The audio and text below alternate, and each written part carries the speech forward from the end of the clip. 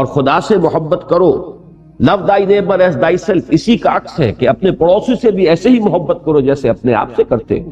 یہ ساری چیزیں جو ہے در حقیقت واقعہ یہ کہ صحیح ہیں، اور اسلام میں بھی یہ چیزیں بتمام و کمال موجود ہیں. یہی وجہ ہے کہ اللہ تعالیٰ کا جو تعارف قرآن مجید کراتا ہے بالکل آغاز میں، الحمدللہ رب العالمین الرحمن الرحیم مالک یوم الدین. اگرچہ جزا و سزا کے دن کے مالک کا تصور لایا گیا تیسری آیت میں، لیکن وہ بھی بڑے نرم الفاظ میں، جزا و سزا کے دن کا مختار مطلق. باقی جو اس کی شان نمایاں کی گئی ہیں وہ تو وہ قابل تعریف ہستی ہے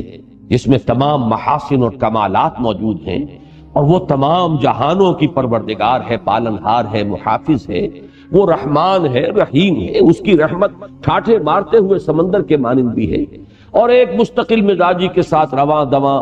دریا کے مانند بھی ہے کہ جس میں تسلسل ہوتا ہے. اب یہ جو تعارف ہو رہا ہے اللہ تعالیٰ کا، ظاہر بات ہے کہ یہ کسی خوفناک اور ڈراؤنی ہستی کا تعارف نہیں ہے، بلکہ ایک ایسی ہستی کا تعارف ہے جو خود بھی محبت کرنے والی ہے، ودود ہے، شفیق ہے، رؤوف ہے، رحیم ہے. اور پھر یہ کہ وہ اس قابل ہے کہ اس سے محبت کی جائے، بلکہ سب سے زیادہ محبت اسی سے کی جائے. والذین آمنوا اشد حبا للہ. تو یہ جو ہے، اور محبت کو جس طریقے سے حضور نے پھر بیان کیا، لا یؤمن احدکم حتی یحب لاخیہ ما یحب لنفسہ. تم میں سے کوئی شخص مومن ہو ہی نہیں سکتا جب تک کہ وہ اپنے بھائی کے لیے بھی وہی شے پسند نہ کرے جو اپنے لیے پسند کرتا ہے. تو love thy neighbor as thyself. اب اس سے اور آگے کیا بات ہوگی؟ تو در حقیقت یہ اعتراض کرنے کا موقع ملا ہے ہمارے ان تراجم کی وجہ سے کہ ہم نے لفظ ڈر کو بہت نمایاں کیا ہے. انذار کا لفظ آتا ہے بہت کثرت سے، انذر. اب اس کا ترجمہ بھی اگر کر دیا جائے ڈراؤ، اب یہ بھی بڑا بھونڈا ترجمہ ہے. میں کم سے کم لفظ جو اس کے لیے استعمال کروں گا، غلط تو نہیں کہوں گا، اس لیے کہ نتائج کے اعتبار سے ڈانڈے مل جاتے ہیں دونوں مفاہیم کے، لیکن یہ کہ بھونڈا ترجمہ ضرور ہے. وہاں ہونا چاہیے خبردار کرو. انذار کا مفہوم ہے وارن کرنا. اب اگر کوئی شخص اندھا چلا جا رہا ہے، اسے نظر نہیں آ رہا، آگے سڑک کھدی ہوئی ہے، آپ پکار کر اسے خبردار کرتے دیکھنا، بھئی آگے سڑک کھدی ہوئی ہے. میں ڈرانا نہیں ہے در حقیقت. انذار جو ہے اس کے معنی خبردار کرنا، وارن کرنا. اسی طریقے پر تقوی کا مفہوم ہے بچنا. اتقوا اللہ، بچو اللہ کی ناراضگی سے، بچو اللہ کی معصیت سے. یہ تمام لفظ مفہوم کے اندر وہ چیز، جیسا کہ میں نے عرض کیا کہ ڈر محاسبہ اخروی کا جو خوف ہے وہ بھی مطلوب شے ہے، لیکن یہ کہ ان تمام چیزوں کو جب لفظ ڈر کے عنوان کے تحت ہم لے آئے تو یقیناً اس سے پھر اس کا جو ایک ریزلٹنٹ، جو ایک اثر مترتب ہوا ہے نتیجے کے طور پر، وہ یقیناً وہ ایسا ہے کہ جس پر پھر اعتراض کی گنجائش پیدا ہوتی. یا ایھا الذین آمنوا اتقوا اللہ ولتنظر نفس ما قدمت لغد. اب اس تقوی کے ساتھ، جیسا کہ آپ کو معلوم ہے، ایمانیات جو ہیں، ایمان باللہ اس کا لازمی تقاضا کیا ہے؟ اللہ کا تقوی. اور ایمان بالآخرہ اس کا لازمی تقاضا کیا ہے؟ انسان کی نگاہ آخرت پر جمی رہے کہ میری منزل وہ ہے، اصل ٹھکانہ وہ ہے، اصل گھر وہ ہے. وَإِنَّ دَارَ الْآخِرَةَ لَهِيَ الْحَيَوَانُ لَوْ كَانُوا يَعْلَمُونَ. ہر وقت دھن یہ انسان کے سر پر سوار رہے کہ کل کے لیے میں نے کیا فراہم کیا ہے. اب یہاں بڑے لطیف انداز میں آیا ہے، جیسا کہ میں نے ابتدا میں عرض کیا تھا کہ پوری اخروی زندگی کو ایک بہت بڑے کل سے تعبیر کیا گیا. گویا کہ ہماری یہ پوری دنیاوی زندگی، خواہ وہ 80 برس کی ہو، 100 برس کی ہو، یہ ایک آج کے مترادف ہے. اور یہی لطیف انداز میں مفہوم ہے اس دعائے معصورہ میں کہ جو حضور صلی اللہ علیہ وسلم صبح بیداری کے وقت آپ کا ذکر تھا یا آپ کی دعائے مسنونہ تھی، اس کے الفاظ یہ الحمدللہ الذی احیانی بعدما اماتنی والیہ النشور. کہ جیسے روزانہ ہم رات کو سوتے ہیں اور صبح کو اٹھتے ہیں، ایسے ہی ایک بڑی شام آئے گی،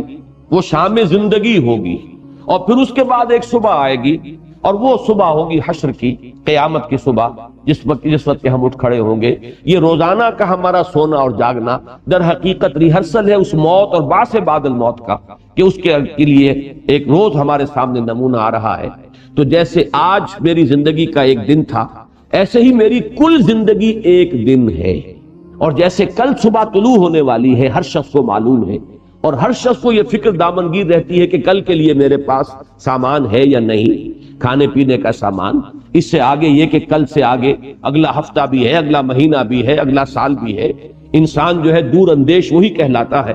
اور اس کے برعکس ہم کہتے ہیں عاقبت نا اندیش انسان، کہ جو صرف آج کی فکر کر رہا ہے اور کل کی اسے کوئی فکر نہیں ہے۔ تو اسی کو ذرا، جیسا کہ میں نے عرض کیا تھا کہ اس کو ذرا ضرب دے لیجئے کہ جو ایک سعادت مند بیٹے کا رویہ ہوتا ہے اپنے والدین کے بارے میں، اسی طریقے سے ضرب دیجئے اس کو ایک بہت بڑی مقدار سے، ویلیو سے، تو یہ ہے آخرت کی فکر کے جو دامنگیر ہو جانی چاہیے اس شخص کو جس کو فی الواقع آخرت پر ایمان ہے۔ وَلْتَنْظُرْ، اب یہاں پہ لفظ نظر جو لایا گیا ہے، دیکھنے کے لیے نہیں، نگاہ رکھنا، ہر وقت نگاہ جمائے رکھے انسان، ہمیشہ یہ دیکھتا رہے، نگاہ اسی بات پر ٹکی رہے کہ میں کل کے لیے کیا بھیج رہا ہوں، وہ کل جو آخرت کی کل ہے، وہ بڑی کل جو ہماری زندگی میں آنے والی ہے۔ اسی طریقے سے آپ دیکھیں گے کہ قرآن مجید میں دنیا کے ساتھ لفظ عاجلہ لایا جاتا ہے، عاجلہ جلدی والی۔ عجلت پسند انسان جو ہے وہ عام محاورے میں بھی کوئی اچھا یعنی آدمی بردبار انسان نہیں سمجھا جاتا، ہر وقت جلدی سوار رہتی ہے۔ بردبار انسان وہ ہے جو سہج پکے سے میٹھا ہو، ہر معاملے کو سوچ سمجھ کر آگے بڑھاتا ہے، اس کے اندر ایک تدبر ہے، ایک حلم ہے۔ تو دنیا اور حب عاجلہ اور آخرہ اور عاقبہ، یہ لفظ آتے ہیں، والعاقبۃ للمتقین،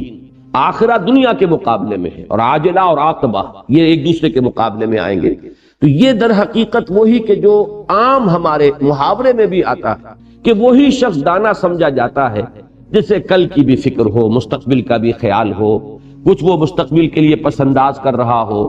کچھ آئندہ جو پیش آنے والے مراحل ہیں ان کی بھی اسے فکر آج ہو رہی ہو۔ تو اسی طریقے سے اسی کو ہزار سے اور کروڑ سے ضرب دے لیجئے تو محسوس ہوگا کہ یہ فکر دامنگیر رہنی چاہیے ہر انسان کو اگر اسے واقعتاً آخرت پر ایمان ہے۔ وَلْتَنْظُرْ نَفْسٌ مَا قَدَّمَتْ لِغَدٍ وَاتَّقُوا اللَّهَ، دوبارہ اللہ کا تقوی اختیار کرو، اللہ کی ناراضگی سے بچو، اللہ کی معصیت سے بچو، اللہ کی محرمات سے اجتناب کرو، اللہ کے احکام کو بجا لاؤ۔ ان اللہ خبیر بما تعملون، اور یہاں لفظ خبیر پر میں نے اس سے پہلے بھی کئی مرتبہ گفتگو کی ہے، سورہ حدید کی ابتدا میں بھی یہ اس طریقے سے آیا ہے اور سورہ تغابن میں بھی، کہ پہلے بصیر آتا ہے پھر خبیر آتا ہے۔ خبیر میں زیادہ گہرائی ہے، اس لیے کہ باخبر ہونا کسی شے سے، اور خبر کے مختلف ذرائع ہو سکتے ہیں، بصارت بھی، سماعت بھی، انسان سن کر بھی کسی چیز کو، کوئی معلومات کو حاصل کرتا ہے، دیکھ کر بھی حاصل کرتا ہے۔ مزید برآں یہ جان لیجئے کہ در حقیقت ہماری جو باطنی شخصیت ہے اگر آپ اس کو پیش نظر رکھیں تو یہ تمام ہمارے جو ذرائع اور آلے ہیں یہ تو وہ سینس ڈیٹا ہیں کہ جو فراہم کرتے ہیں ہمارے برین کو۔ اصل میں جو ڈیسائفر کی جاتی ہیں یہ ساری معلومات، اور ان سب کو جو یہ بڑا کمپیوٹر جو لگا ہوا ہے بہت چھوٹا سا ہے، بہت بڑا، یہ بقامت کہتر اور بقیمت بہتر والی بات اس کے اوپر صادق آئے گی کہ یہ بہت بڑا کمپیوٹر ہے جو ہمارے دماغ میں لگا ہوا ہے، یہ جو ہے اس کو اب انٹرپریٹ کرتا ہے، ڈیسائفر کرتا ہے، اور پھر جو نتیجہ نکالتا ہے وہ خبر ہے اصل کہ جو ہماری اصل اندرونی شخصیت کو ان تمام چیزوں سے نتیجتاً جو بات ملی، جو خبر حاصل ہوئی وہ خبر ہے۔ تو خبر میں بصر یا سمع کی نسبت بہت گہرائی ہے۔ ان اللہ خبیر بما تعملون، جان لو کہ اللہ تعالی خوب باخبر ہے ان چیزوں سے جو تم کر رہے ہو۔ اس لیے کہ بصارت میں اگر آپ لفظ بصیر استعمال کریں گے تو وہ صرف کسی عمل کا ظاہر آئے گا۔ ایک شخص نماز پڑھ رہا ہے، اس کا ظاہر ہے میں نے دیکھا نماز پڑھ رہا ہے، لیکن یہ کہ اس کی نیت کیا ہے، ریاکاری ہے، لوگوں پر اپنے زہد اور تقوی اور دینداری کا روب گانٹنا ہے، یا واقعتاً اس کے دل میں اللہ کا خوف ہے، تقوی ہے، خشوع ہے، خضوع ہے، للہیت ہے، اللہ کی محبت ہے۔ اب یہ چیزیں جو ہے یہ اس بصارت سے متعلق نہیں ہوں گی، اس کا تعلق خبر سے۔ لہذا یہ تمام چیزیں جو ہے جمع ہو کر سب سے گہرائی جس لفظ میں آتی ہے وہ خبر۔ سورہ تغابن میں بھی آپ دیکھیں گے کہ پہلے آئے گا اللہ کے لیے لفظ بصیر، پھر آخر میں جا کر آئے گا خبیر، اور یہی سورہ حدید کے اندر بھی تناسب جو ہے یہی آپ کو ترتیب یہی ملے گی۔ ان اللہ خبیر بما تعملون، اس میں ظاہر بات ہے کہ ایک انداز جو ہے تحدید کا ہے، اگرچہ اصولاً اس میں دونوں انداز موجود ہوتے ہیں۔ اہل ایمان کے لیے اس میں بشارت ہے، اللہ خوب جانتا ہے جو تم کر رہے ہو۔ اب اس سے زیادہ کسی بندہ مومن کے لیے ری ایشورنگ چیز اور کوئی نہیں، اس کے اطمینان، دل دہی کی بات کہ تم نے جو نیکی کا کام کیا، خواہ کسی انسان نے اسے دیکھا یا نہیں دیکھا، لوگوں کی نگاہوں میں آیا یا نہیں آیا، اللہ باخبر ہے، اللہ کے علم میں ہے۔ تمہاری کوئی قربانی، تمہارا کوئی ایثار،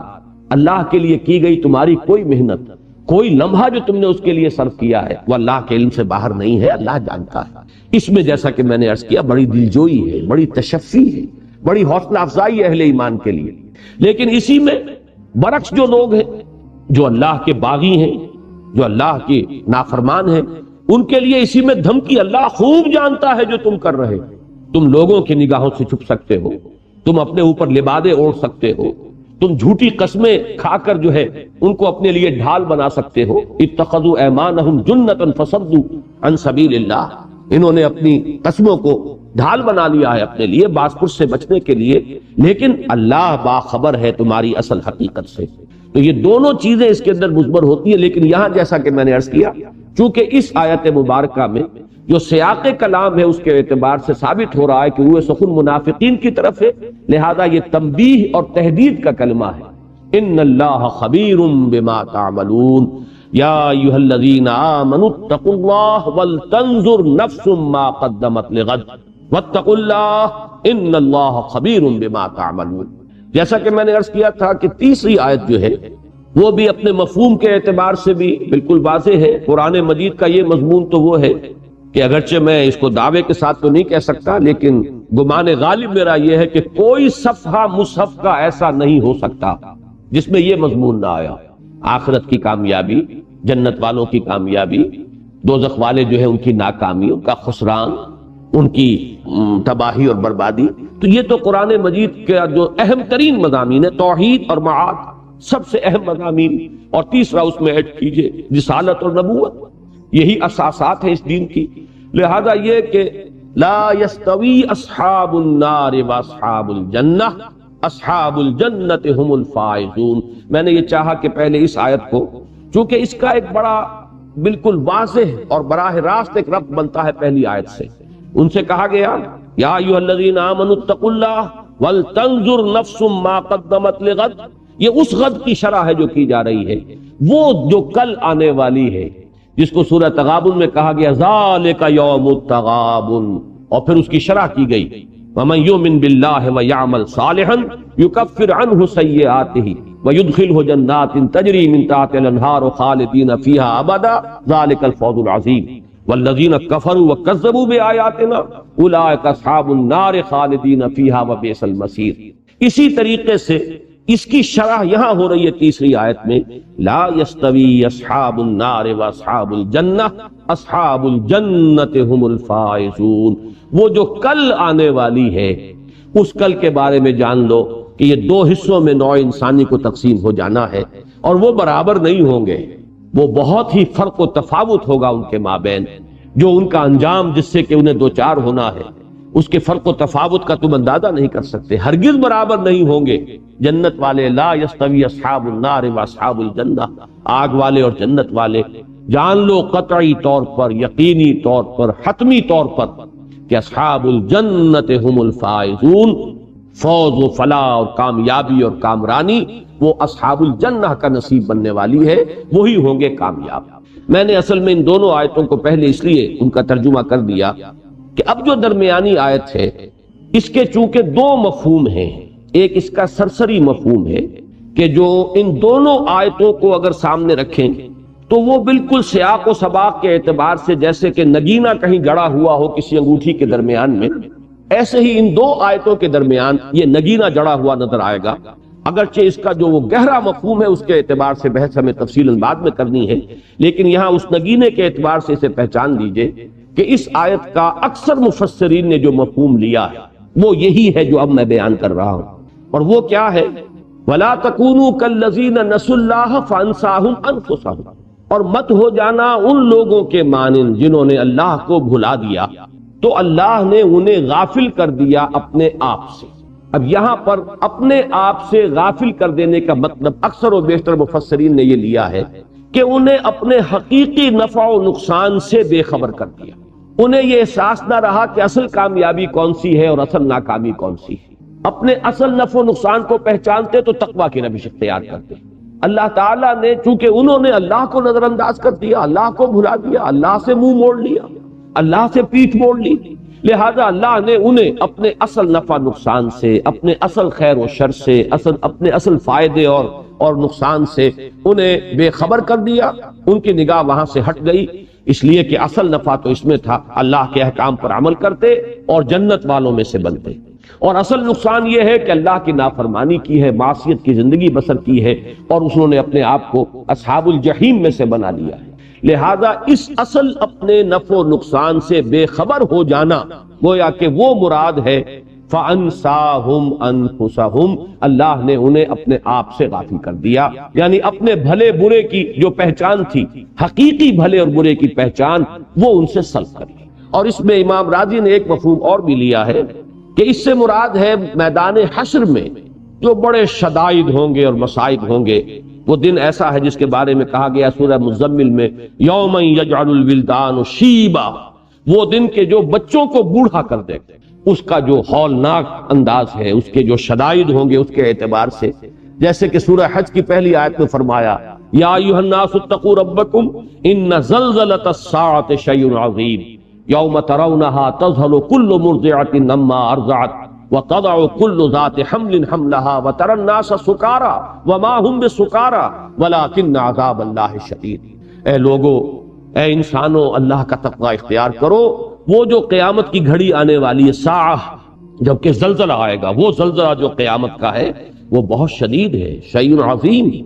جس دن تم اسے دیکھو گے تو تمہیں اپنی ہوش نہ رہے گی۔ تذہل کل مرضعۃ عما ارضعت، ہر دودھ پلانے والی اپنے بچے کو بھول جائے گی،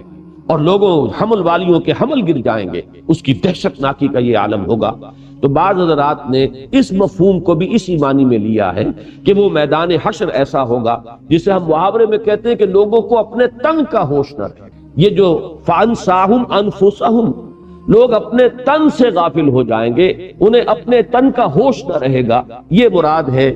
وَلَا تَكُونُوا كَالَّذِينَ نَسُوا اللَّهَ فَأَنْسَاهُمْ أَنفُسَهُمْ سے۔ اب ظاہر بات ہے کہ اولئک هم الفاسقون، اس آخری ٹکڑے کا ربط اس کے ساتھ جڑ جاتا ہے کہ جن لوگوں کو اپنے حقیقی نفع و نقصان کا اور اپنے اصل فائدے اور نقصان کا احساس نہ رہے، ظاہر بات ہے کہ کھل کھیلیں گے، پھر یہاں پر رنگ رلیاں کریں گے، عیاشیاں کریں گے، فسق و فجور جو ہے وہ اس کا منطقی نتیجہ ہے۔ یہ مفہوم تو میں نے عرض کر دیا، یہ وہ مفہوم ہے کہ جو اکثر مفسرین نے لیا ہے، لیکن جیسا کہ میں نے عرض کیا، اس آیہ مبارکہ کا ایک اور مفہوم ہے جو گہرائی میں ذرا اتر کر سامنے آتا ہے، اور اس دور میں جس حکمت دین کی ضرورت ہے، جس کو علامہ اقبال نے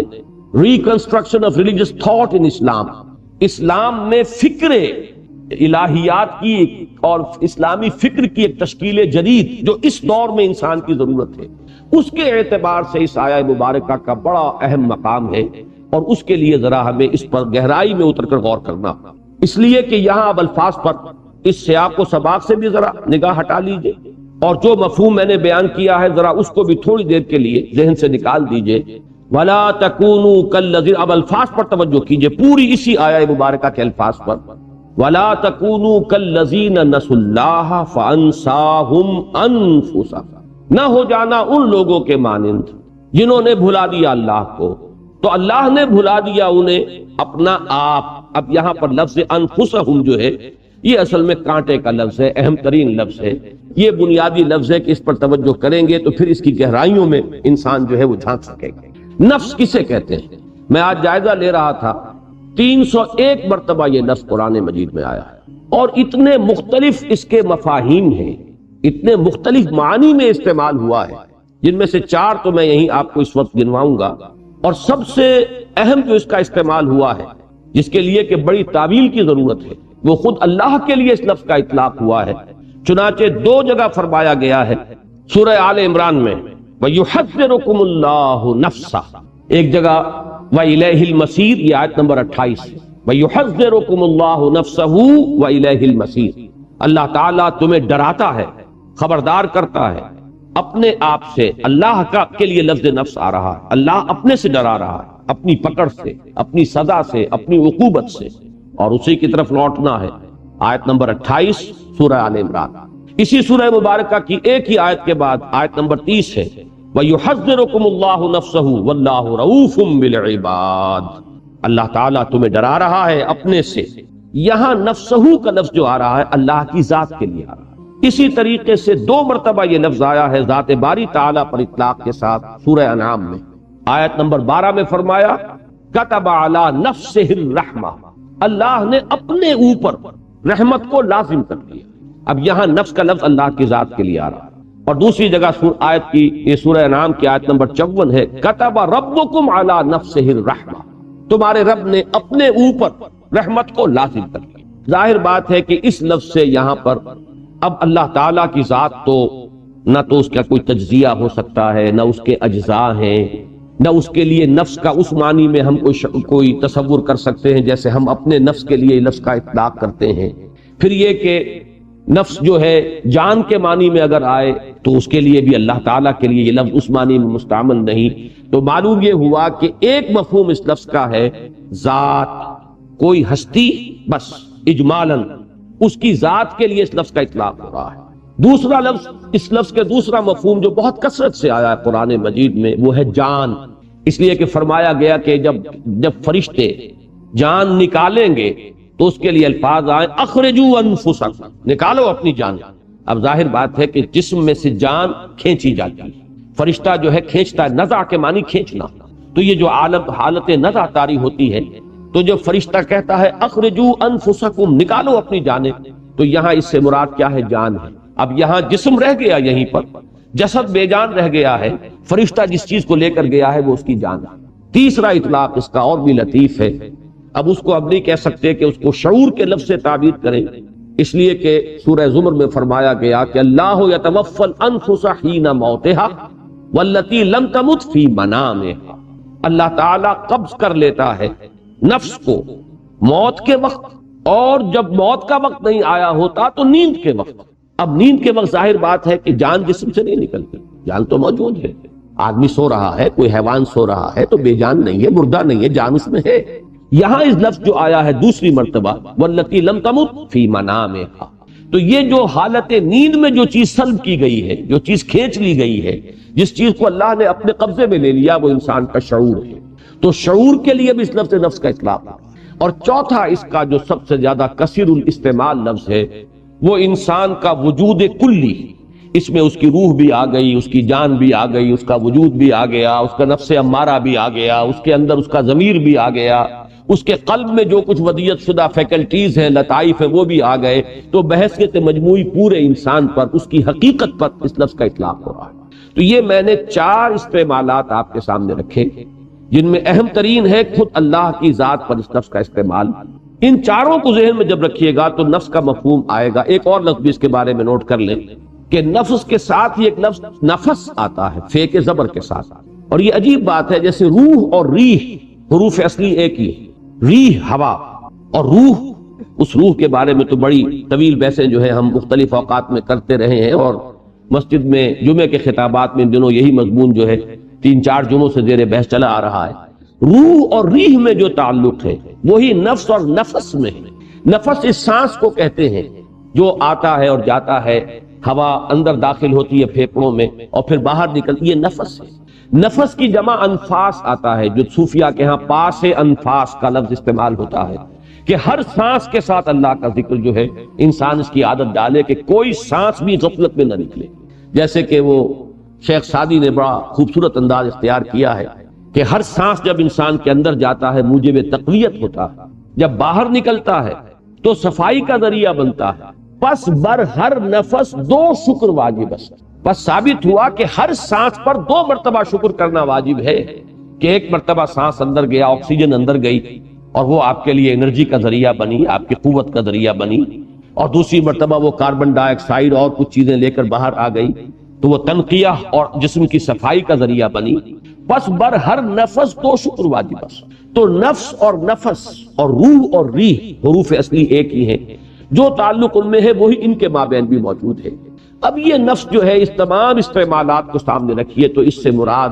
جو نکلے گی وہ یہ ہے انسان کی اصل حقیقت۔ اللہ تعالیٰ اسے اپنی اصل حقیقت سے، اپنی اصل ذات سے غافل کر دیتا ہے۔ اس کے سامنے اپنا جسم تو ہے، اس کے تقاضے تو ہیں، اسے احساس ہے کہ پیٹ کھانے کو مانگ رہا ہے، بھوک لگی ہوئی ہے، ہنگر پینز ہو رہے ہیں، اسے احساس ہے کہ سردی ہے، مجھے کوئی گرم کپڑا جو ہے استعمال کرنا چاہیے، اوڑھ لینا چاہیے، اسے اپنے جسم کے تقاضوں کا پورا پورا احساس، لیکن جو اس کی اصل حقیقت ہے، جو اصل انسان اس میں مضمر ہے، جو اس کا حقیقی وجود ہے، جس کی بنا پر وہ اشرف المخلوقات ہے، جس کی بنا پر اس کا یہ مقام ہے جملہ مخلوقات کے اندر جو اللہ نے اسے عطا فرمایا، وَلَقَدْ كَرَّمْنَا بَنِي آدَمَ وَحَمَلْنَاهُمْ فِي الْبَرِّ وَالْبَحْرِ وَرَزَقْنَاهُمْ مِنَ الطَّيِّبَاتِ وَفَضَّلْنَاهُمْ عَلَى كَثِيرٍ مِّمَّنْ خَلَقْنَا تَفْضِيلًا، اس سے وہ غافل ہو جاتا ہے۔ یہ ہے در حقیقت وہ شے کہ اس آیت کو اب رکھیے ایک مقولہ، یا بعض ہمارے ہاں صوفیہ تو اس کو حدیث کی حیثیت سے پیش کرتے ہیں، محدثین اسے حدیث تو کی حیثیت سے تو قبول نہیں کرتے، لیکن ہمارے ہاں بہت سے حضرات جو ہے اسے ایک حکیمانہ قول، کسی کے حکیمانہ مقولے کی حیثیت سے تسلیم کرتے ہیں، اور وہ در حقیقت اس آیہ مبارکہ کا کانورس، من عرف نفسہ فقد عرف ربہ، بالکل یہ کہ جس نے اللہ کو بلایا وہ اپنے آپ سے غافل ہو گیا، اپنی حقیقت سے بے خبر ہو گیا۔ جس نے اپنی حقیقت کو پہچان لیا اس نے اللہ کو پہچان لیا۔ مجھے دو اشعار یاد آ رہے ہیں، پتہ نہیں پورے ذہن میں ہوں گے یا نہیں، مفہوم ہے ذہن میں۔ کراجوئی چرا در پیچ و تابی کہ او پیداست تو زیر نقابی، تلاش او کنی جز خود نہ بینی، تلاش خود کنی جز او نہ یابی۔ کس کو تلاش کر رہے ہو؟ یہ جو انسان کے اندر ایک فطری جذبہ ہے، میں نے کئی دفعہ عرض کیا ہے اپنی گفتگوؤں میں کہ ہائی اسکول میں تقریباً 5 سال تک متواتر ایک دعا ہم صبح پڑھتے رہے، مجھ کو ہے تیری جستجو، مجھ کو تیری تلاش ہے، خالق میرے کہاں ہے تو، مجھ کو تیری تلاش ہے۔ اب یہ ایک واقعہ ہے کہ فطرت انسانی میں ایک تلاش مضمر ہے، ایک بے چینی سی، جو خصوصاً زیادہ حساس اور ذہین اور فہیم لوگ ہوتے ہیں ان کے اندر ایک بے کلی، ایک بے چینی سی ہوتی ہے، جس کو کہ مولانا روم نے تعبیر کیا ہے، بشنو از نئے چوں حکایت میں کنت بس جدائی ہا شکایت میں کنت۔ معلوم ہوتا ہے کہیں سے کوئی ہجر کی کیفیت ہے، کہیں سے کوئی علیحدگی ہو گئی ہے، اپنے منبع سے کہیں ہم جدا ہو گئے ہیں، اپنے مرکز سے کہیں منقطع ہو گئے ہیں۔ یہ بے کلی اور بے چینی جو ہے اس میں انسان تلاش کرتا ہے، مجھ کو ہے تیری جستجو، مجھ کو تیری تلاش ہے۔ اب کس کا ہے یہ؟ علامہ اقبال کے اشعار ہے، کراجوئی کس کو تلاش کر رہے ہو بھائی؟ چرا در پیچ و تابی، کس لیے یہ پیچ و تاب، یہ بے کلی، یہ بے چینی؟ کراجوئی چرا در پیچ و تابی کہ او پیداست تو زیر نقابی، وہ اللہ جس کو تم تلاش کر رہے وہ تو حویدہ ہے، عیاں ہے، اظہر من الشمس ہے، معمور ہو رہا ہے عالم میں نور تیرا،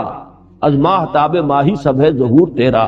تو زیر نقاب آ گیا۔ اب یہ جمعے کی تقاریر میں یہ بیان کر چکا ہوں ان دنوں میں، کشف المحجوب، محجوب تو ہم ہیں، غلاف تو ہمارے دلوں پر چڑھ گئے ہیں، زنگ تو ہمارے آئینہ قلب پر آ جاتا ہے،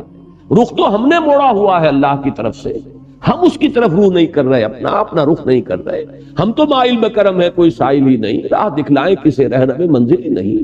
تو یہ جو ہے ہم ہیں اصل میں جو محجوب ہیں، اسی محجوب کے لفظ کو علامہ یہاں لائے ہیں زیر نقاب۔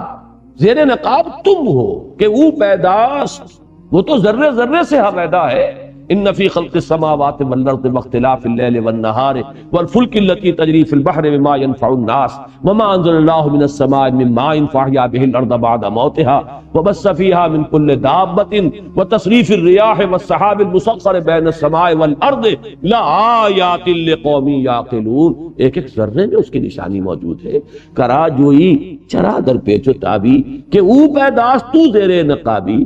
تلاش او کنی خود جز خود نہ بینی۔ جب تم اسے تلاش کرو گے تو اپنا آپ، اپنے اندر کی جو حقیقت ہے وہ تم پر آشکار ہو جائے گا۔ تلاش خود کنی جز او نہ یابی، اپنی حقیقت کو تلاش کرو گے تو اللہ کو پا۔ اب یہ بالکل وہی مفہوم ہے کہ من عرف نفسہ فقد عرف ربہ، اور یہ آیہ مبارکہ وَلَا تَكُونُوا كَالَّذِينَ نَسُوا اللَّهَ فَأَنسَاهُمْ أَنفُسَهُمْ أُولَٰئِكَ هُمُ الْفَاسِقُونَ۔ میں نے پہلے بھی عرض کیا ہے اور اس وقت پھر نوٹ کر لیجئے توجہ کے ساتھ، علامہ اقبال جنہیں میں اس دور میں فکر اسلامی کے اعتبار سے مجدد سمجھتا ہوں، اب اس لفظ کو میرے غور سے سنیے گا، ایک ہے جامع شخصیت جس میں علم بھی ہو، عمل بھی ہو، پھر علم کے ساتھ فہم بھی ہو، تقوی بھی ہو، تدین بھی ہو، مجاہدانہ کردار بھی ہو۔ ہمارے پہلے مجددین اس شان کے ہوتے تھے کہ ان میں یہ تمام چیزیں بیک وقت نظر آتی تھی۔ ابن تیمیہ ہیں، علم کے آسمان پر ہیں، تقویٰ اور تدین کی معراج پر ہے، مجاہدہ بھی ہے، شمشیر بکف بھی ہیں، شاہ سید احمد بریلوی اور شاہ اسماعیل شہید ہیں، یہ مجددین کی شان ہے۔ لیکن یہ کہ بہرحال ہر دور میں کچھ جزوی قسم کی شخصیتیں بھی پیدا ہوئی، تو میں آج کے دور میں اس کو اچھی طرح آپ کو بتا دینا چاہتا ہوں۔ یہ دور جو قحط الرجال کا دور ہے، ہمیں اس میں اپنے نقطۂ نظر کو بہت ہی پریگمیٹک اور پریکٹیکل بنا لینا چاہیے۔ آج کے دور میں کسی ایک پہلو سے بھی کسی کی کنٹریبیوشن نظر آ رہی ہو تو اس کا پورا اعتراف ہونا چاہیے، اس کی دوسری پہلوؤں کی جو کمیاں ہیں ان سے نگاہوں کو بند کیجئے، غض بصر کیجئے، اور اس کی جو عظمت کسی خاص پہلو سے نظر آ رہی ہے اس کا اعتراف کیجئے۔ میں اللہ کا شکر ادا کرتا ہوں کہ میرا مزاج اس نے خود اسی رنگ کا بنایا ہے۔ یہی وجہ ہے کہ مولانا مدنی رحمت اللہ علیہ کی جو بھی سیاسی پالیسی تھی اس سے مجھے شدید اختلاف، اس کے باوجود ان کی عظمت، ان کی محبت، ان کی عقیدت، ان کے مجاہدانہ کردار کا بڑا گہرا نقش میرے قلب میں۔ مقابلتاً علامہ اقبال کو میں کوئی ولی نہیں سمجھتا، وہ متقی اور متدین آدمی نہیں تھے، علم دین میں بھی ان کا وہ مقام نہیں تھا، فکر دین میں، علم اور فکر کے درمیان فرق ہے۔ اس دور کا جو فکر ہے، جو اس دور میں ضروری ہے، وہ در حقیقت اس کے اعتبار سے میں انہیں مجدد کا مقام جو ہے وہ میں سمجھتا ہوں، اور واقعہ یہ ہے کہ یہ میں اپنے پورے گہرے شعور کے ساتھ کہہ رہا ہوں، اس میں کسی مبالغے کا دخل نہیں۔ ان کا جو فکر ہے آپ کو معلوم ہے، فکر کس اعتبار سے، ویسے ان کی ایک سیاسی پالیسی بھی تھی، ان کا ایک ملی نقطہ نظر بھی تھا، ان کے اور مختلف پہلو ہیں، لیکن اصل میں فکر اسلامی میں ان کا جو مقام ہے، ایک تجدیدی جو ان کا درجہ اور مقام حاصل ہے، اس کا عنوان ہے ان کا فلسفہ خودی۔ یہ ہے گویا کہ لب لباب اور حاصل کلام، ان کو اگر فکر میں کوئی مقام حاصل ہے تو اس فلسفے کے حوالے سے حاصل ہے۔ اس اعتبار سے جان لیجئے یہ واقعہ اللہ کا شکر ہے کہ سید نذیر نیازی مرحوم نے اس کو لکھ دیا اور یہ واقعہ لوگوں کے علم میں آ گیا۔ اکثر و بیشتر اقبالی حضرات بھی اس سے ناواقف ہیں، اس لیے کہ غالباً میرا اس وقت پورا حافظے پر میں اعتماد نہیں کر رہا، یہ واقعہ بیان کیا تھا سید نذیر نیازی صاحب نے ہمارے ہی قرآن کانفرنس میں، جو انہوں نے قرآن مجید کے حقوق پر ایک تقریر کی تھی علامہ اقبال کے نقطہ نگاہ سے، کہ جو میرا کتاب چاہے مسلمانوں پر قرآن مجید کے حقوق، تو انہوں نے بات یہاں سے شروع کی تھی کہ یہی 5 باتیں ہیں جن پر علامہ اقبال نے زور دیا، اور پھر ان 5 حقوق کے لیے علامہ کی کچھ باتیں جو ہیں انہوں نے سلسلے وار بیان کی۔ وہیں یہ واقعہ انہوں نے لکھا ہے کہ میں نے ایک مرتبہ ان سے سوال کیا کہ بڑی چہمے گوئی ہو رہی ہے کہ آپ کا یہ فلسفہ خودی جو ہے، اس کی اساس کیا ہے، بنیاد کیا ہے، منبع کیا ہے، سرچشمہ کیا ہے، ماخذ کیا ہے اس کا، کہاں سے آپ نے اس کے لیے اصول اور مبادی اخذ کیے ہیں، تو اب آپ خود ہی کیوں نہیں بتا دیتے؟ تو علامہ نے فرمایا کہ اچھا کل فلاں وقت تم آ جانا تو میں تمہیں ڈکٹیٹ کرا دوں۔ اب سید نذیر نیازی کہتے ہیں کہ میں بہت خوش ہوا، اترا رہا تھا میں اپنے آپ میں کہ یہ شرف مجھے حاصل ہو رہا ہے کہ شاعر مشرق حکیم الامت کا جو فلسفہ ہے اس کے ماخذ جو ہیں وہ سب سے پہلے میرے علم میں آئیں گے۔ تو میں بڑے اس کیفیت کے ساتھ حاضر ہوا، تو میں جب بیٹھا پینسل اور کاغذ لے کر، کاپی لے کر، تو علامہ نے فرمایا کہ ذرا وہ قرآن مجید نکالنا۔ تو ایک تو کہتے ہیں کہ وہ اوس پڑ گئی مجھ پر وہیں کہ میں تو کسی بڑے بڑے فلسفیوں کے نام سننے آیا تھا، ان کی کتابوں کے حوالے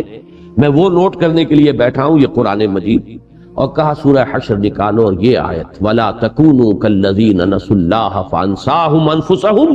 أُولَئِكَ هُمُ الْفَاسِقُونَ۔ علامہ نے فرمایا یہ ہے میرے فلسفہ خودی کا اصل مبدا، اس کا منبع، سرچشمہ، اس کا ماخذ یہ آیہ قرآن۔ اب اس کی جو اہمیت ہے اور اس آیہ مبارکہ کے حوالے سے جو مجھے باتیں عرض کرنی ہے، اور مجھے یہ کافی گمان ہے کہ یہ ایک تقریر میں آج یہ بات پوری نہیں ہو سکے گی، اور میں اس موقع پر چاہتا ہوں کہ اس موضوع پر جو کچھ میرے ذہن میں ہے میں آپ حضرات کے سامنے رکھوں، چاہے اس میں 1 سے زائد نشستیں جو ہیں وہ صرف ہو جائیں۔ میں آج سب سے پہلے فکر کی تجدید کے 3 ادوار کا ذکر کرنا چاہتا ہوں۔ جو عنوان میرا ہے اسے پہلے اچھی طرح سمجھ لیجیے، فکر کی تجدید۔ تجدید کے جیسا کہ میں عرض کر چکا ہوں مختلف گوشے، مثلا سب سے پہلے مجدد امت جو ہیں وہ عمر بن عبدالعزیز رحمہ اللہ، جن کو کہ خلیفہ راشد شمار کیا گیا ہے کہ 5ویں خلیفہ راشد عمر بن عبدالعزیز رحمہ اللہ۔ لیکن ظاہر بات ہے کہ ان کی تجدید کس نوعیت کی تھی؟ اس وقت تک مسلمانوں کے آن نہ کوئی فکری گمراہی آئی تھی، نہ کوئی عقیدے کا اختلال پیدا ہوا تھا، نہ کوئی باہر کا فلسفہ حملہ آور ہوا تھا، نہ کوئی بیرونی منطق آئی تھی، نہ کوئی نیا سائنس کا علم جو ہے اس نے آ کر مسلمانوں کے عقیدوں کو جھنجھوڑا تھا۔ ایسی کوئی شے نہیں تھی، بالعموم کوئی فسق و فجور بھی نہیں تھا۔ وہ دور تو یوں سمجھیے کہ دور خلافت راشدہ کے بعد تو ابھی بہترین دور وہی ہے، اور جب تک دور بنو امیہ رہا ہے جو اصل عربی اسلام تھا اس کی بہت سی جو خصوصیات ہیں وہ برقرار رہی ہیں۔ یہ تو بعد میں دور بنو عباس میں ہوا ہے، چونکہ ان کے پیچھے اصل قوت جو ہے عجمیوں کی تھی، لہذا عجمی اثرات جو ہے دور بنی عباس کے فوراً بعد شروع ہو گئے ہیں آغاز کے ساتھ ہی، لیکن دور بنو امیہ کی حد تک اصل عربی اسلام جو ہے اس کی خصوصیات برقرار رہا۔ تو صرف دو چیزوں میں خرابی پیدا ہوئی تھی، ایک یہ کہ سربراہی جو ہے مسلمان حکومت کی سربراہی، بجائے اس کے کہ مسلمان اپنے مشورے سے اپنے میں سب سے اتقا اور سب سے اہل آدمی کو، سب سے متقی آدمی کو منتخب کریں، انہوں نے اس کو ایک قبائلی شے بنا کر، خاندانی چیز بنا کر، یہ ایک تو انحراف یہ ہوا تھا، اس بڑی اونچائی سے اونچا مقام جو تھا اسلامی ریاست کا ایک قدم نیچے آ گیا تھا معاملہ، اور دوسرے یہ کہ مسلمانوں کا بیت المال، اس کے بارے میں اب یہ تصور ختم ہو گیا تھا کہ اس کا ایک ایک پیسہ جو ہے وہ امانت ہے، خلیفہ کی کوئی ذاتی جاگیر نہیں ہے، اس کا کوئی ذاتی خزانہ نہیں ہے کہ اس کو جس طرح چاہے وہ استعمال کرے۔ یہ دو چیزیں تھیں کہ جو اس وقت تک دارالاسلام میں جو خرابیاں پیدا ہوئی، ان دونوں کی انہوں نے کامل اصلاح، چنانچہ اگرچہ انہیں خلافت ملی تھی وصیت کے ذریعے سے، لیکن انہوں نے فوراً بری کر دیا کہ میں اپنی اس خلافت سے اے مسلمانوں تمہیں بری کرتا ہوں، اب اگر تمہاری مرضی ہو تو میں یہ بوجھ اٹھانے کو تیار ہوں، ورنہ محض اس وصیت، سابق خلیفہ کی وصیت کی بنیاد پر میں یہ ذمہ داری اٹھانے کو تیار ہوں۔ اور جب سب کی طرف یہ گویا کہ ایک طرح کا ریفرینڈم ہوا، پلیبسائٹ ہوا کہ مسلمانوں نے تسلیم کیا کہ ہم آپ ہی کو مانتے ہیں، تب انہوں نے خلافت کی وہ بار گراں اٹھایا، اور جس تقوی اور تدین کے ساتھ اور جس احتیاط کے ساتھ وہ چراغ کا واقعہ تو آپ نے سنا ہوگا کہ رات کے وقت سرکاری کام کر رہے تھے اور بیت المال کے تیل سے وہ دیا جل رہا تھا، کوئی رشتہ دار آ گیا، اس نے کوئی ذاتی بات کرنی چاہی تو فوراً پھونک مار کر دیا بجھا دیا کہ یہ وقت جو ہے جو تم میرے ذاتی کام میں لگا رہے ہو، اس میں میں اس چراغ کی روشنی جو ہے استعمال نہیں کر سکتا جس میں جو روغن جل رہا ہے وہ بیت المال۔ تو اس انتہا تک، اور تمام جاگیریں جتنی بھی تھیں، تمام قینچی ہاتھ میں لے کر جتنے بھی وہ وثیقے تھے اور جتنی دستاویزات تھیں سب کو ختم کر دیا۔ تو یہ تھی تجدید۔ اب ظاہر بات ہے کوئی علمی فکری بات اس میں نہیں تھی، عملی اعتبار سے نظام سیاسی میں جو ایک خرابی پیدا ہو گئی تھی، الحمدللہ کہ انہوں نے پھر وہ خلافت راشدہ کا نمونہ جو ہے اس پر استوار کر دیا۔ اسی طریقے سے امام ابو حنیفہ رحمہ اللہ اور ہمارے دوسرے ائمہ محدثین یا ائمہ فقہا جو ہیں، ان کا بہت بڑا کارنامہ یہ ہے کہ انہوں نے ان علوم کو مدون کیا، لیکن فکر کی تجدید جو ہے میں اس وقت اصل میں اس تک اپنی بات کو محدود رکھ رہا ہوں۔ اس کے تین دور ہیں جنہیں آئیڈینٹیفائی کرنا چاہیے۔ پہلا دور تھا کہ جو آج سے تقریباً 1000 سال قبل آیا ہے، یہ دور تھا جس میں کہ یونان کی منطق اور یونان کا فلسفہ عالم اسلام پر حملہ آور ہوا۔ ارسطو کی منطق کو ایسا قبول عام حاصل ہوا کہ گویا کہ اصل شے یہی ہے، اصل میزان یہی ہے، جو شے اس میں تل کر صحیح ثابت ہوگی وہ مانی جائے گی، اور جو اس منطق کی میزان میں بے وزن ہے وہ بے وزن ہے۔ نتیجہ یہ کہ بہت بڑا ایک ہنگامہ پیدا ہو گیا، جبر و قدر کا مسئلہ اٹھ کھڑا ہوا، اور نہ معلوم کتنے مسائل، اللہ تعالیٰ کی ذات و صفات کی بحثیں اٹھ کھڑی ہوئی، ہے صفات ذات حق حق سے جدا یا عین ذات، امت مرحوم کی ہے کس عقیدے میں نجات، خلق قرآن کا مسئلہ اٹھ کھڑا ہوا، قرآن مخلوق ہے یا غیر مخلوق ہے، یہ تمام مسائل، اور یہ وہ مسائل آج ہم ان کو سنتے ہیں، مسکراتے ہیں دل کے اندر، لیکن یہ کہ اس وقت ان کا اتنا اثر ہو گیا تھا پورے عالم اسلام پر کہ لوگوں کے عقیدے جو ہے وہ مزمحل ہو رہے تھے،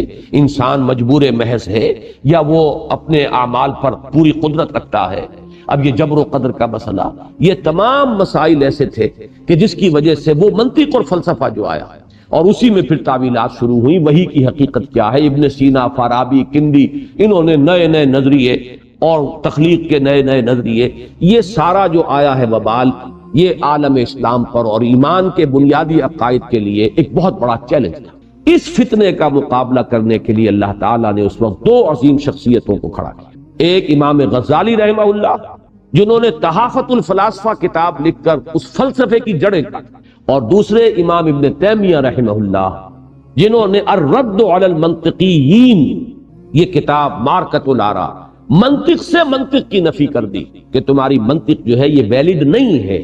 یہ کوئی ایسی میزان نہیں ہے کہ جو شے اس میں تلے گی وہی حق قرار پائے گی، اور جو اس میں بے وزن ہے وہ بے وزن ہو جائے گی، اس لیے کہ تمہاری تو اپنی منطق کا پائے چوبی ہے، اس کے تو لکڑی کے پاؤں ہیں، اس کا اپنا پاؤں جو ہے فولادی نہیں ہے، وہ زمین میں جمے ہوئے نہیں ہیں۔ تو یہ دو کام جو ہوئے ہیں اس دور میں امام غزالی اور امام ابن تیمیہ کی طرف سے، اس نے اس سیلاب کا رخ پھیرا ہے، اور پھر مسلمانوں کو ایمان کے بارے میں، عقائد کے بارے میں، اور تمام جو مسائل جو میں نے ابھی گنوائے ان کے بارے میں ایک اطمینان کا سانس لینا نصیب ہوا اور تمکن حاصل ہوا، پھر ایمان اور اسلام۔ دوسرا دور آیا تصوف کے راستے سے، اور تصوف کے ساتھ بھی گھلا ملا تھا فلسفہ ہماؤست۔ ہماؤست اور وحدت الوجود میں بڑا باریک سا فرق ہے، اور میں یہ تفصیل سے بیان کر چکا ہوں سورہ حدید کی اس آیہ مبارکہ کے حوالے سے، هو الاول والآخر والظاہر والباطن۔ ہوا یہ کہ بات تو تھی وحدت الوجود کی، لیکن ایک تو یہ کہ بعض صوفیہ خود اس کے اندر دوسری انتہا کو نکل گئے اور وہ ہماؤست تک جا پہنچے، اور دوسرے یہ کہ جب یہ عوام کے اندر یہ بات آئی تو وحدت الوجود کی باریکیاں تو سمجھ میں لوگوں کے نہیں آئیں، وہ ہماؤست ہی رہ گیا۔ اس ہماؤست کی وجہ سے کیا ہوا، جب خالق اور مخلوق کا امتیاز ختم ہو گیا، خود کوزا و خود گوزا کرو، خود گلے کوزا، خود رندے سبو کش، خود برسرے آن کوزا خریدار بے آمد بشکست و رواں شد۔ وہ خود ہی کوزا ہے، خود ہی وہ مٹی ہے جس سے کوزا بنا ہے، خود ہی کوزا گر ہے، خود ہی وہ خریدار بن کر آتا ہے، کوزے کو خرید لیتا ہے، خود ہی اس میں شراب بھر کر پیتا ہے اور آگے چلتا بنتا ہے۔ اب یہ ہے تصور جو دیا جا رہا ہے ذات باری تعالیٰ کا۔ اب یہ ظاہر بات ہے کہ اب پھر ابن عربی کی طرف ایک شعر منسوب ہے، میرا تو گمان یہ ہے کہ یہ شعر ان کا نہیں ہو سکتا، الرب عبد والعبد رب یا لیت شعری من المکلف۔ رب ہی بندہ ہے، بندہ ہی رب ہے، ایک ہی ہے۔ جب ہماؤست سب وہی کچھ ہے تو یہ رب اور بندے کی تفریق کہاں سے آ گئی؟ میری سمجھ میں نہیں آ رہا کہ پھر مکلف کون ہے، کسے حکم دیا گیا ہے؟ حکم دینے والا خود، حکم جسے دیا جا رہا ہے وہ بھی خود۔ الرب عبد والعبد رب یا لیت شعری من المکلف۔ اب یہ جو گمراہیاں شروع ہوئیں اور خاص طور پر ہندوستان میں آ کر یہ اپنی انتہا کو پہنچی تھی، اس لیے کہ یہاں ہندوؤں نے اپنا ایک ڈیفنس اپنے مذہب کا اور اپنی ملت کا اس طور سے کیا۔ پروفیسر یوسف سلیم چشتی صاحب کے مضامین اس موضوع پر ہیں جو میثاق کی پرانے فائلوں میں دفن ہیں۔ اب کچھ حکمت قرآن میں ان کے ہم پرانے مضامین دوبارہ شائع کر رہے ہیں، شاید یہ چیزیں بھی دوبارہ آپ کے سامنے آئیں کہ بھکتی کی تحریک ہندوؤں کی طرف سے اٹھی تھی اسلام کے سیلاب کو روکنے کے لیے، کہ اسلام کی کچھ تعلیمات کو ہندو مت کی تعلیمات کے ساتھ جوڑ کر ایک ملغوبہ بنا کر اور اس طور سے اس کو سامنے لایا جائے کہ جن چیزوں کی وجہ سے اسلام جنگل کی آگ کی طرح پھیل رہا ہے وہ چیزیں خود ہم اپنے مذہب کے اندر شامل کر لیں تاکہ ہمارا مذہب موجود رہ جائے۔ یہ بھکتی کی تحریک جو تھی، اور اس زمانے میں جو اس قسم کے صوفی سینٹس سامنے آئے، جیسے آپ کے یہیں لاہور میں ہے مادھو لال حسین۔ اب یہ مادھو لال حسین تھے مانی دار، لیکن یہ کہ ان کا کوئی مسلک نہیں تھا، وہ گویا کہ تمام مسلکوں کو صحیح سمجھتے تھے۔ آپ کو کافیوں کے اندر وہ شعر بھی آپ نے سنا ہوگا کہ مسجد مندر ہکڑو نور، ایک ہی نور ہے مسجد میں بھی مندر میں بھی، یہ فرق کیا رہا؟ کوئی مندر چلا گیا، کوئی مسجد چلا گیا، تو اس میں فرق کیا ہو گیا؟ تو اسی سے وحدت ادیان کا فلسفہ، پھر اسی سے پھر وہ جرأت ہوئی کہ ابو الفضل اور فیضی نے اکبر کو آمادہ کیا کہ اسلام کو ساقط قرار دو، کہ یہ تو 1000 سال کے لیے تھا دین محمد صلی اللہ علیہ وسلم، اب دین الہی دین اکبری ہوگا، یہ دوسرا 1000 سال شروع ہو چکا ہے۔ لہذا اس نے یہی تو کیا تھا کہ تمام مذہب جو تھے ہندوستان کے، ان سب کی کچھ چیزیں لے کر ہاون دستے میں ڈال کے کوٹ کر اور ان کو ایک یکجان بنا کے تو مذہب اکبری جو ہے دین اکبری یا دین الہی اس نے ایجاد کیا۔ یہ تھا وہ فتنہ، عظیم فتنہ، جس کے نتیجے میں واقعہ یہ ہے کہ اگر کوئی بڑی عظیم شخصیت ابھر کر سامنے نہ آتی تو اسلام کا نام و نشان مٹ گیا ہوتا اس پتہ صغیر سے۔ اس لیے کہ اب اس کا توڑ کیا تھا؟ یعنی ملت اسلامی کا جداگانہ تشخص ختم، شریعت اسلامی کی اہمیت ختم۔ بھائی نماز کوئی پڑھ رہا ہے، کوئی بیٹھ کر پرنام کر رہا ہے کسی بت کو، کیا فرق پڑ گیا؟ ایک ہی چیز ہے، ایک علامت کے طور پر اس نے اختیار کر لیا ہے۔ باقی مذہب تو اصل میں نام ہے کچھ عالمگیر صداقتوں کا، کچھ یونیورسل ٹروتھس ہیں، کچھ اخلاقیات ہیں، یہ مشترک ہیں، یہ مشترک سچائیاں ہیں پوری دنیا کی، تمام قوموں میں، تمام ملتوں میں، تمام مذہبوں میں۔ سچ بولو، جھوٹ مت بولو، کم مت تولو، دھوکہ نہ دو، فریب نہ کرو، خدمت کرو لوگوں کی، خود غرضی نہ ہو، بس یہ چیزیں ہیں اصل مذہب، اصل دین۔ باقی نماز ہو گئی تو اور نہیں ہوئی تو کیا فرق واقع؟ تو دین محمد صلی اللہ علیہ وسلم پر یہ بڑا کڑا وقت آیا تھا۔ اس وقت عظیم شخصیت کھڑی ہوئی ہے حضرت شیخ مجدد الفسانی رحمۃ اللہ علیہ۔ وہی الفسانی کا لفظ ان کے نام کا لاحقہ بن گیا ہے،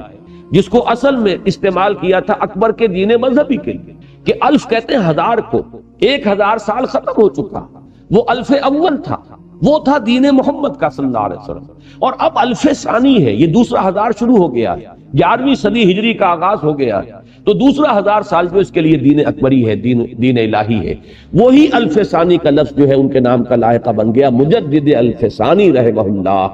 انہوں نے پھر وحدت الوجود کے باریک سے اس نقطے کو جو لوگوں کی گمراہی کا سبب بن رہا تھا، اس کو بدلا وحدت الشہود سے، جس میں بڑی احتیاط اور حفاظت کی بات آ گئی۔ اور در حقیقت واقعہ یہ ہے، علامہ اقبال نے جس قدر ان کی مدح کی ہے اس میں کوئی مبالغہ نہیں ہے۔ وہ ہند میں سرمایہ ملت کا نگہباں،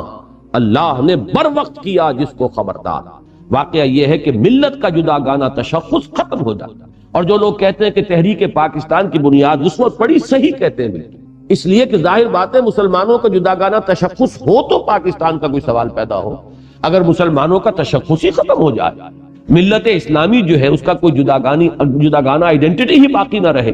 تو پھر کاہے کا جداگانہ ملک اور کاہے کے لیے پاکستان۔ تو واقعہ یہ ہے کہ وہ ایک بہت ہی اہم مرحلہ تھا، اور ظاہر بات ہے کہ اس میں اب نماز روزے کی تلقین تو اور بھی بہت سے لوگ کر رہے ہوں گے اس وقت، لیکن جو اس وقت کا اصل فتنہ تھا اس کو پہچانا ہے حضرت مجدد الف ثانی رحمۃ اللہ علیہ نے، اور وہ تھا فکر کی سطح پر، چونکہ یہ آیا تھا سارا فتنہ تصوف کی راہ سے، لہذا انہوں نے اسی کی راہ سے، جیسے کہ ابن تیمیہ نے منطق کی آری سے منطق کو کاٹا، ایسے ہی حضرت مجدد الف ثانی رحمۃ اللہ علیہ نے تصوف کے ہتھوڑے سے اس غلط تصوف کی سرکوبی کی ہے، اور وحدت الشہود کا تصور سامنے لا کر وحدت الوجود کی نفی کی ہے۔ یہ ہے بہت بڑا ایک تجدیدی کارنامہ، جس نے کہ کم سے کم ہندوستان کے تک، اور ہندوستان کی بات نہیں ہے صرف یہ آپ کو ترکی تک، آپ اچھی طرح اس بات کو جان لیجئے کہ جس قدر حضرت مجدد معروف اور مقبول اور مشہور اور محبوب ہے ترکوں کے نزدیک، اتنے ہمارے ہاں نہیں۔ یہاں حضرت مجدد کے جاننے والے کم ہیں، لیکن آپ ترکوں کے اندر جا کر دیکھیے ان کی محبت، ان کا عشق، اور یہ سلسلہ نقشبندیہ، امام شامل جو کرتے رہے جہاد، اور جو یہ بڑی بڑی تحریکیں اٹھی ہیں تمام ترکستان کے اندر، یہ سب کے سب در حقیقت حضرت مجدد الف ثانی رحمۃ اللہ علیہ کا جو سلسلہ تھا، یہ سلسلہ مجددیہ، نقشبندیہ مجددیہ، یہ اسی کا ظہور ہے کہ جو اس پوری بیلٹ میں پھیلا ہوا ہے۔ اور یہ ہے میرے نزدیک دوسرا دور، جو یہ فتنہ آیا تھا تصوف کے راستے سے، تصوف اور فلسفے کا ملا جلا فتنہ، اور اس کا راستہ روکا ہے حضرت مجدد الف ثانی رحمۃ اللہ علیہ۔ اب پہچانیے تیسرا دور۔ ٹائم کا کیا حصہ؟ آج 1.5 گھنٹہ کب ختم ہوگا؟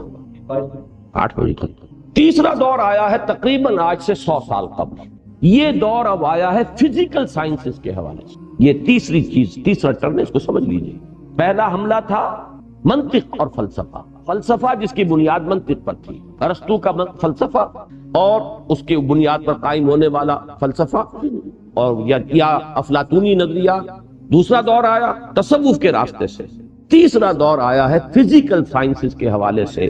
اور یہ زیادہ اس کا جو ہے ظہور ہوا ہے ہندوستان اور مصر میں،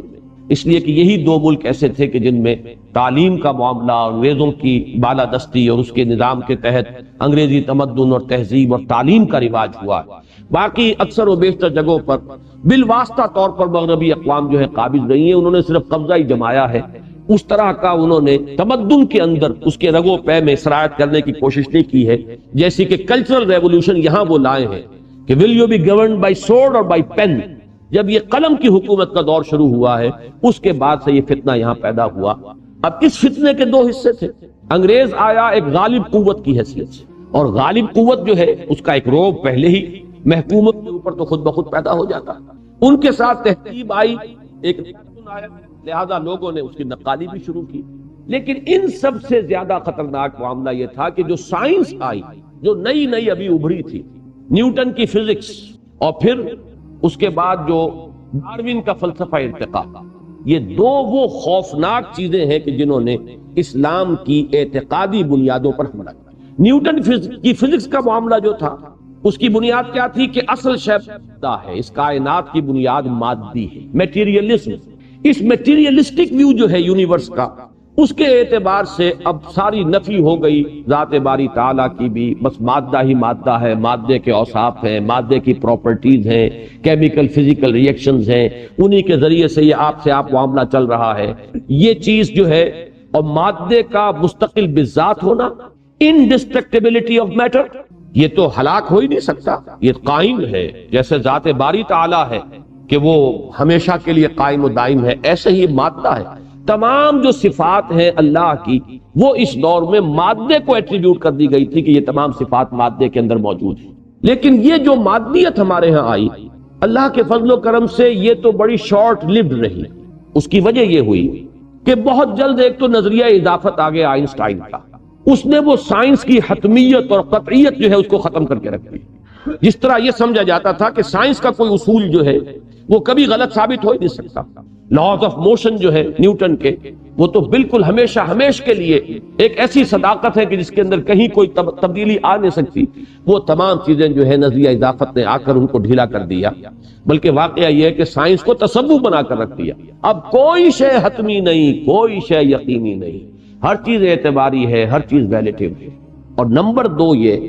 کہ میٹر خود وفات پا گیا، یہ لفظ میں جان بوجھ کر استعمال کر رہا ہوں۔ میٹر جس طریقے سے کہ مرا ہے اپنی موت، اس کا آپ میں سے ہر شخص کو اندازہ ہونا چاہیے کہ جب آپ ایٹم تک پہنچے اور ایٹم کا جگر چاک کر کے آپ نے دیکھا تو وہاں تو الیکٹرک چارجز ہیں صرف، اور کچھ بھی نہیں، پازیٹیو اور نیگیٹو چارجز، وہی ایٹم ہے، انہی کی کانگلوبریشن ہے، وہ گچھا بنا ہوا ہے، ایک چیز بن گئی، وہی ایٹمز ہیں جس کا گچھا بن گیا، دوسرا منرل بن گیا، تیسرا جو ہے وہ ایلیمنٹ بن گیا، چوتھا ایلیمنٹ بن گیا، انہی کے کمپاؤنڈز بن گئے۔ تو آپ جب فائنل انالیسس میں گئے تو وہ میٹر جو ٹھوس ہوتا تھا، وہ میٹر کے جو بہت ہی ایک یعنی واقعی اور حقیقی شے تھی، اور جبکہ ایک سنویت تھی، میٹر علیحدہ انرجی علیحدہ ہے۔ اب میٹر صاحب تو ختم ہوا تو انرجی رہ گئی، پازیٹیو اور نیگیٹو چارجز ہیں، ان کے سوا کچھ نہیں، پروٹونز ہیں، نیوٹرونز ہیں، الیکٹرک چارجز ہیں، کچھ بھی نہیں اس کے سوا۔ تو معلوم یہ ہوا کہ یہ تو تھا بڑا شارٹ لیوڈ حملہ، سائنس نے خود اپنا علاج کر لیا، جیسے کہ زہر کے یعنی سانپ کے زہر سے ہی اس کا جو ہے تریاق بنا لیا جاتا ہے۔ تو فزکس کے میدان میں تو واقعہ یہ ہے کہ جس درجے کوئی حملہ آور ہوا تھا معاملہ دین کے اوپر، اس کی اب نفی ہو چکی ہے، اگرچہ ہمارے ہاں بعض لوگ جو ابھی اسی دور میں رہ رہے ہیں، وہی سائنس کی قطعیت اور حتمیت اور ہر شے کا یقینی ہونا اور میٹر کا ایٹرنل ہونا اور میٹر کا انڈسٹرکٹیبل ہونا، یہ ساری چیزیں ان کے ذہن میں بیٹھی ہوئی ہیں، اس لیے وہ دین کی کچھ چیزوں کو سمجھنے اور قبول کرنے میں ہچکچاتے ہیں۔ ورنہ خالص سائنس کے میدان میں وہ میٹیریلزم جو تھا، اس کو آپ کہیے 19 سینچری کا میٹیریلزم، وہ ختم ہو چکا۔ البتہ دوسرا نظریہ جو سائنس سے آیا وہ ہے انتہائی خوفناک، اور وہ ہے ڈارون کا نظریہ ارتقاء۔ اس ڈارون کے نظریہ ارتقاء نے جو نتیجہ نکالا وہ یہ تھا کہ انسان محض ایک حیوان ہے، صرف زیادہ ترقی یافتہ، ایک higher evolved at a higher level of evolution, that's all. کوئی بیسک فرق، کوئی نوعیت کا فرق، کوئی کوالٹیٹیو فرق حیوان اور انسان کے مابین۔ یہ نظریہ اگرچہ تاحال نظریہ، یہ نظریہ یہ بھی میں آپ کو بتا دوں کہ اس کے جراثیم ابن مسکوے کے ہاں بھی موجود ہیں، اس نظریے کی بعض تعبیرات مولانا روم کے ہاں موجود ہیں، لیکن اس وقت تک اس کے اندر وہ خطرناکی نہیں تھی، اس لیے کہ اس نظریے کو ماننے کے باوجود انسان کی ایک اسپیشل کریشن کا تصور جو ہے ذہن میں جمع ہوا تھا۔ انسان اللہ کی ایک جداگانہ مخلوق ہے، اللہ کی ایک بڑی عظیم مخلوق ہے، انسان میں جو جان ہے وہ ایک خاص ہی جان ہے، انسان میں جو روح پھونکی گئی ہے وہ کوئی خاص روح ہے، چاہے عام حیوانات کے اندر بھی یہ لفظ کہہ دیا جائے کہ ان میں بھی روح ہے، جاندار ہے، جان اور روح کو جو ہے وہ ایک ہی سمجھ لیا گیا ہو، لیکن پھر بھی مجموعی طور پر ذہن میں ایک یہ تصور موجود تھا کہ انسان کی ایک جداگانہ حیثیت ہے تخلیق کے اندر، اور یہ اس اعتبار سے ایک جداگانہ حیثیت کا مالک ہے۔ لیکن ڈارون کے نظریے نے آ کر سائنٹیفیکلی یہ چیز ذہنوں کے اندر بٹھا دی کہ انسان محض حیوان ہے، حیوان کے سوا کچھ نہیں۔ اور یہ بات جان لیجئے، خالص سائنس کے میدان میں تو آج تک بھی یہ نظریہ ثابت نہیں ہو سکا، اس لیے کہ اس کے جو بھی میکینزم ہے، اس کا جو بھی اس کے لیے دلائل ڈارون نے دیے تھے، ان میں سے کسی کو بھی سائنس کے میدان میں آپ کو معلوم ہے، میں نے جمعے میں بھی کل عرض کیا تھا کہ ویریفیکیشن جو ہے اس کی، وہ ایکسپیریمنٹل ویریفیکیشن، کوئی نظریہ آتا ہے جب تک کہ اس کو ایکسپیریمنٹلی ویریفائی نہ کر لیا جائے وہ نظریہ رہے گا، اسے کوئی ایکسیپٹڈ لا کی حیثیت اور ٹروتھ کی حیثیت سے اختیار نہیں کیا جائے گا۔ خالص سائنس کے میدان میں یہ تاحال نظریہ ہے، اس کے اوپر جرح بھی بہت ہوئی ہے، لیکن جرح کا بھی یہ فائدہ نہیں ہوا کہ اس نظریے کے اثرات ختم ہو گئے۔ زیادہ سے زیادہ یہ ہوا، جیسا کہ آپ کو معلوم ہے کہ کسی مقدمے میں ایک گواہ پیش ہوتا ہے، جب جرح کی جاتی ہے تو وہ گواہ جو ہے وہ ساقط الاعتبار ہو گیا اگر وہ جرح کامیاب ہو گئی، لیکن اس سے کوئی چیز ثابت نہیں ہوتی۔ اس سے جو مقدمہ ہے ابھی اس کے لیے دوسرے جو اساسات ہیں اس کے اوپر معاملہ طے ہوگا۔ ایک گواہ جو ہے وہ جرح سے ساقط الاعتبار ثابت ہو گیا ہے۔ اسی طریقے سے ڈارون کے بعض دلائل اس جرح سے ساقط الاعتبار ہو چکے ہیں کہ جو اس نے اپنے نظریے کی دلیل کے طور پر پیش کیے تھے، اس کے باوجود پوری دنیا میں اس وقت تک اس کا متبادل کوئی نظریہ ایسا سامنے نہیں آیا جو کریشن آف جو تھیوری آف کریشن ہے اس کے بارے میں ذہن انسانی کو مطمئن کر سکے۔ لہذا ذہن کے اوپر جو غلبہ ہے، جو تسلط ہے، جو حکومت ہے، جو استیلاء ہے، وہ اسی ڈارون کے نظریہ ارتقا کی۔ اور اس کا جو سب سے بڑا اثر ظاہر ہوا ہے وہ ادب میں، لٹریچر میں، ثقافت میں اور انسانوں کے اخلاق میں۔ اس لیے کہ میں ذرا کروڈ الفاظ میں اس بات کو بیان کر دوں کہ اب حیوان انسان کا امام بن چکا ہے۔ جب ہم خود انہی کے ڈسینڈنٹس، انہی سے ہم وجود میں آئے ہیں، تو ہمیں انہی کی زندگی سے اصول اخذ کرنے ہوں گے۔ اگر حیوانات میں، اب یہ میں بہت کروڈ فارم میں بات کہہ رہا ہوں، یہ باتیں بڑے لطیف انداز میں، بڑے افسانوی انداز میں، ڈراموں کے انداز میں یہ باتیں جو ہے خاص طور پہ فرانسیسی ادب میں آئی ہیں اور وہاں سے پھیلی ہیں دنیا میں، اور آج اسی کے آپ اثرات دیکھ رہے ہیں کہ کیا فرق ہے بہن میں اور بیوی میں، وہ بھی عورت ہے، وہ بھی عورت ہے۔ حیوانات میں تو ہم کوئی فرق و تمیز نہیں دیکھتے، ماں بیٹی بہن میں کیا فرق ہے؟ اور کیا ضرورت ہے کہ ایک شادی کے بندھن میں جکڑ جائے انسان؟ حیوان کو جہاں پیاس لگتی ہے، جہاں پانی پیتا پی لیتا ہے۔ اسی طریقے سے جہاں اس کی وہ جنسی شہوت ابھرتی ہے، جو بھی اسے فوراً کوئی میٹ ملتا ہے اپنے نوع کا،